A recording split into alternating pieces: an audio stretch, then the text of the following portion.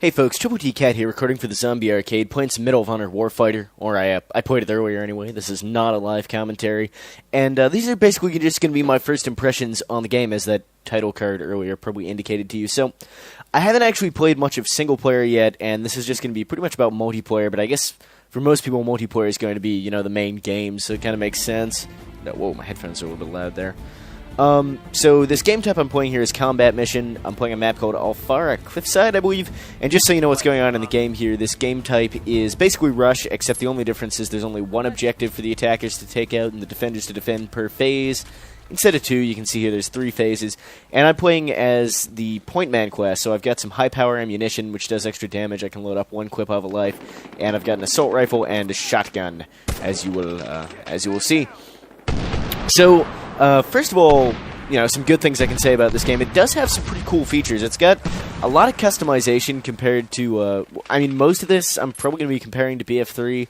I guess you could also compare it to Call of Duty. I suppose mostly I'll just try to talk about the game on its own merit. So, mostly, well, not mostly. One of the first things that you sort of notice is it's got a lot of customization. You can choose different soldiers for your different classes from different countries, and most of all, the weapon customization. There's not a huge number of different guns per class. There's a few, but some of them are kind of duplicates. They're like pretty much the same thing. There's really only a few different, like really properly different guns per class. But that's okay, and each gun has a lot of customization. I showed this in the last video where I couldn't really actually get into a game, but you can choose different stocks, optics, muzzles, barrel configurations, magazine types, this kind of stuff. Oh, a lot of it's kind of cosmetic, but a fair bit of it does also have a pretty significant gameplay impact. So, I mean, it's a cool feature. Another sort of cool thing that I noticed pretty quickly is this game has actual menus. You don't need to use Battlelog at all if you don't want to. In fact, there's an in-game server browser and all that kind of stuff. The in-game server browser does kind of suck. You can't filter by ping or countries. It's pretty bad, but it's nice that it's there, and it's also nice just the main thing about having the in-game menus there is it's good to be able to start up an in-game menu and then customize your soldier and guns and stuff like that before you actually get into a game. So that's a nice feature. It feels kind of weird to be saying, yeah, man, the inclusion of an in-game menu is a really exciting feature in the video game, but I mean, BF3 didn't have one, so fuck it. It's got a lot of different game types, which is cool. It's got sector control, which is basically domination. It's got this game type you can see me playing here, which is basically Rush. You have team deathmatch. So those are basically the modes that Battlefield 3 shipped with. I mean, you also had like a couple of different deathmatch modes, but for the most part. But this game also has a mode called a hotspot, where it's kind of a King of the Hill thing. Bombs spawn at different locations around the map. There's 5 bombs, and the attackers have to detonate at least 3 bombs, and the defenders have to stop the attackers from detonating at least 3 bombs in order to win. So that's super cool. The fire team system is kind of cool. You could see a minute ago me sort of showing out behind cover trying to give my fire team buddy, who eventually ended up rage quitting, but I got another one.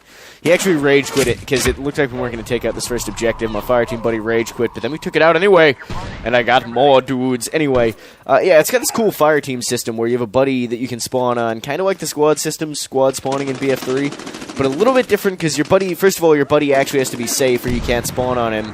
So you get this sort of notification your buddy's trying to spawn, you take cover, then he spawns on you, and it's super dope. But more useful is the fact that with your buddy, you can give him ammo and health, and when you give him ammo and health, you also give yourself ammo and health. So if your buddy's too retarded to figure out about the fucking ability to give ammo and health, you can just kind of do it yourself.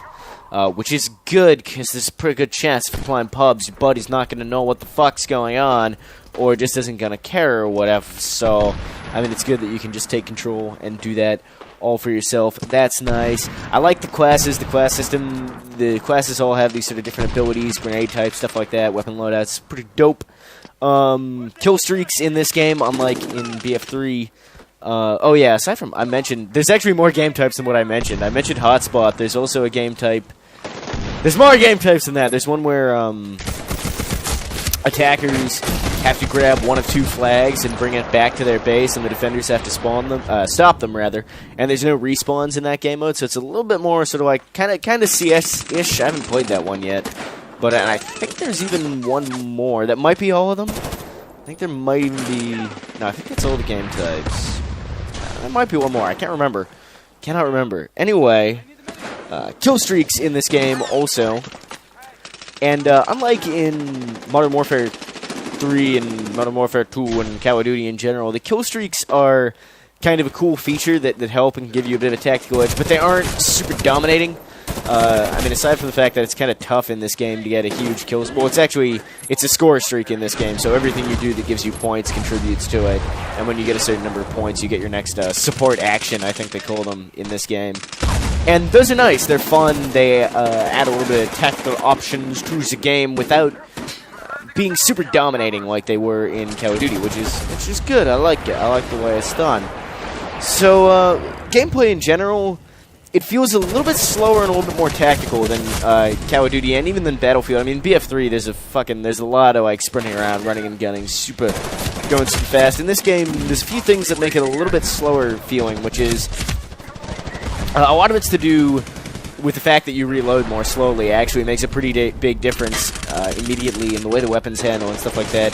Seems to favor defenders a little bit more. The netcode isn't quite as screwed up as in BF3, so coming around a corner, on an enemy doesn't give you as huge an advantage.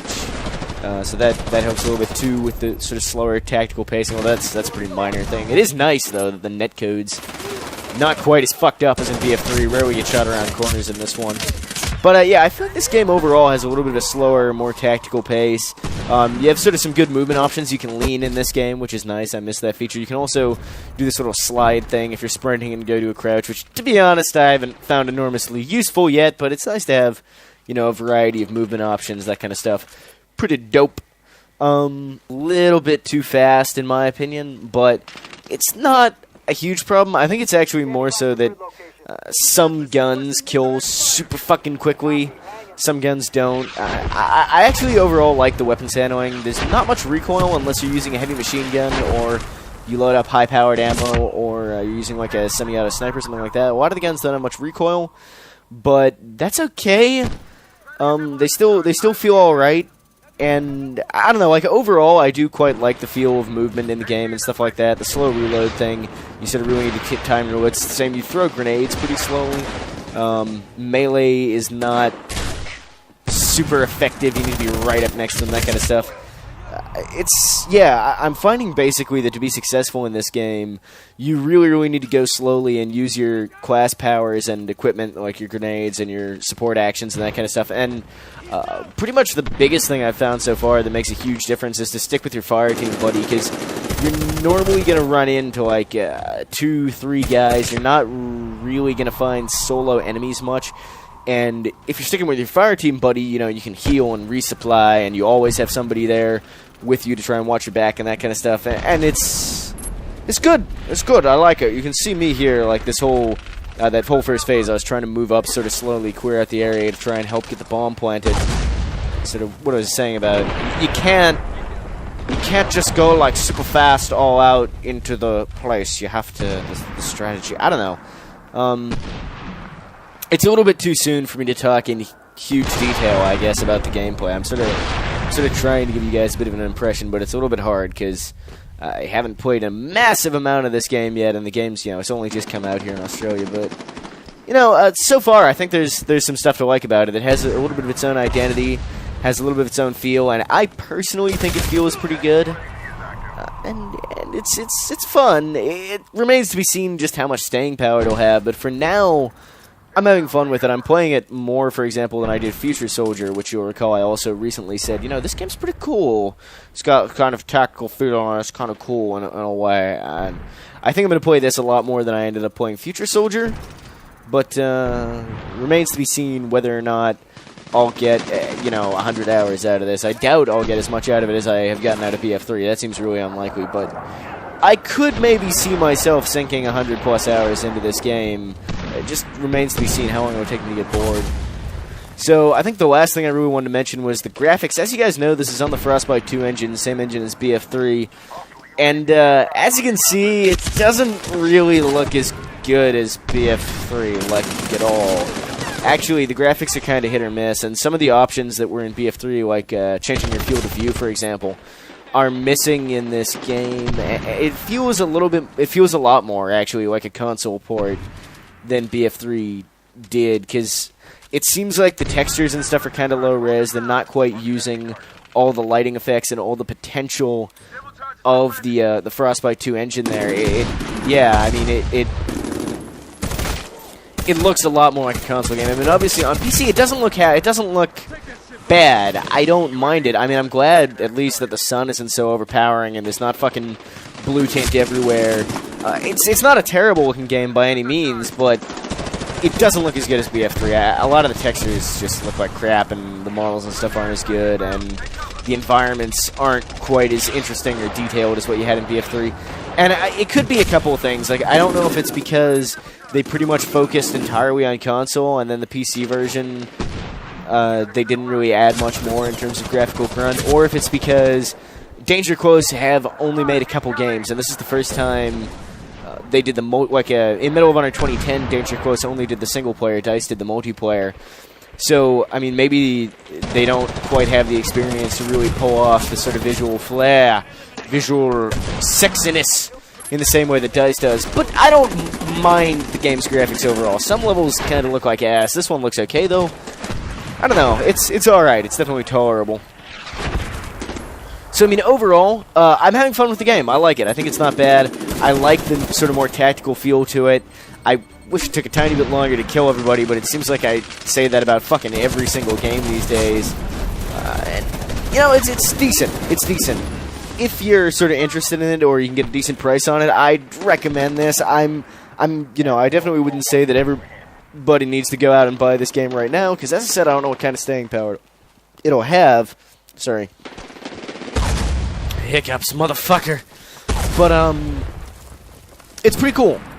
It's not a bad game. If you were interested in this, if you liked Medal of Honor 2010, if you just want another kind of online shooter to play for a bit, maybe, I don't know, maybe you got money to burn and you don't want to wait till Black Ops 2 comes out and that's kind of your style, you might want to give this a try, or you're just super bored of BF3. I think with me, like, I've been playing this quite a bit. Well, I mean, it only came out yesterday, but I played it quite a lot yesterday and a fair bit today. Well, actually not much today. I had a lot of work to get done today. Variety of things which soon become slightly more apparent. Anyway, but I'm planning to, you know, keep playing it after this video is done uploading, and I think it's because it's a pretty well-made shooter. It's fairly well polished, although I had some issues getting into game initially, as you probably saw if you watched the video I uploaded before this of Medal of Honor. Once you're in game, though, it's fun. It feels good, in my opinion. Some people have been saying they don't like the feel of the game. I like it. I don't mind this game at all. If you're interested in it, I'd say, yeah, it's probably worth buying. It's something a little bit different, but only a little bit. I think this will appeal to people who normally are appealed to by military shooters, and that's about it, but it's nice. It's nice for Operation BF3. So, there's like a few minutes left in this game. I'm probably gonna you know, sit here and talk about what's actually going on in the game now and let this run out just so you guys can see a little bit more of the gameplay. This being the first, well, the second video I've uploaded, the first actual gameplay video. I did have a fuckload of problems getting into the game. It turned out that what was going on was that trying to join the game through battle log was causing everything to crash constantly, but then when I went ahead and used the in-game menu to join a game, that worked fine. And now that I've successfully... And now Battlelog's working okay. Like this game that you're seeing here, I joined through Battlelog and everything was fine. It's really weird. I was having all these fucking problems yesterday and initially, and now it's just kind of working.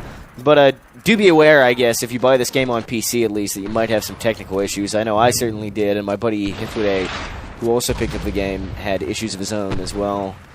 So I mean, just be aware of that. I don't know if those problems are also existing on console or not. I have no idea, but on PC there's definitely some kinks that need to be ironed out. Although, I do have hopes for Danger Close in this regard. They released a Day 1 patch, they released a server patch, a server-side only patch on Day 2 that apparently improved some issues.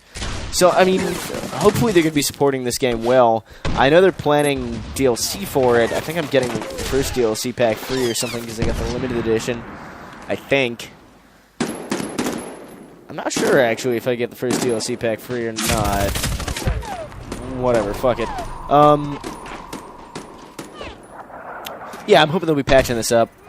Plus, I mean, you know, another thing that's super cool about the game is you can play as an Australian soldier. I'm actually not, you might notice here. I'm playing as a Russian Spetsnaz guy, but I'm using the F-88 Ozstar, the sort of standard assault rifle of the Australian Army, just because it's a pretty dope gun. I like the way it looks and handles in the game as well, which is always nice. I really wanted to shot the guy over there, but then there was like a guided missile. You see here we managed to arm the bomb finally, trying to get down here and cover this. This is... I like the maps in this game, actually. They sort of offer good... All the maps that I played in combat mission anyway. Sector control is not so great, the domination game type, but this mode, rush, combat mission, it feels like the map's really well designed. There's a lot of good places for the defenders to defend from, and they can make it a real fucking mess for the attackers if you all funnel through the same way. But there's also a lot of ways to flank, a lot of ways for the attackers to get a good position and stuff like that. I feel like the game has that sort of little bit more tactical pace, movement options and stuff like that, and then the maps themselves actually also help with that a lot by giving you a lot of flanking options and a lot of movement options around the map, while still having that kind of tight close quarters feel. It's pretty dope. It's pretty good. It's pretty good. Anyway, that's the game, folks. My team ended up winning despite a rough start. I did okay for myself, I think. 21-14. Not bad. I'll take it, especially since I'm pretty new to the game. Thanks for watching. Let me know what you thought of the video and what you think of Medal of Honor. And until next time, Troubletcat out.